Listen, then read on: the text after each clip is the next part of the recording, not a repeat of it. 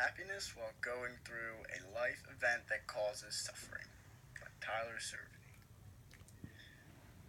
The article I chose is the New York Times, and it was titled Happiness and its contents. In the beginning, the article describes happiness as a feeling, and to know if you're happy, you should ask yourself if you feel good at the time, and then you'll know if you're happy. And it disagrees with the original idea that being happy means being satisfied with your life as a whole.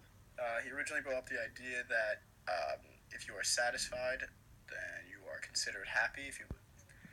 And to feel good, that means to follow what brings you pleasure. Pleasure brings happiness, and unhappiness brings pain.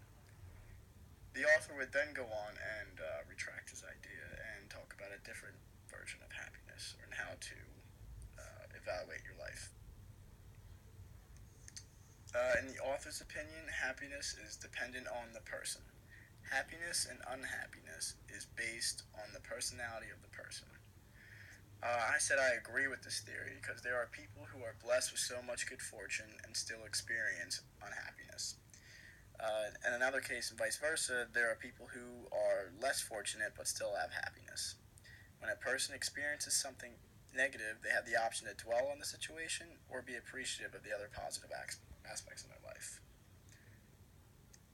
And finally, I talked about my opinion. If you can still experience happiness while going through a tough time, I said you can. Life will not always be perfect. Negative events are bound to happen throughout your lifetime. I said happiness is a goal to achieve and not a present state. Even though something bad may happen at a time in your life, doesn't mean your whole life will be negative.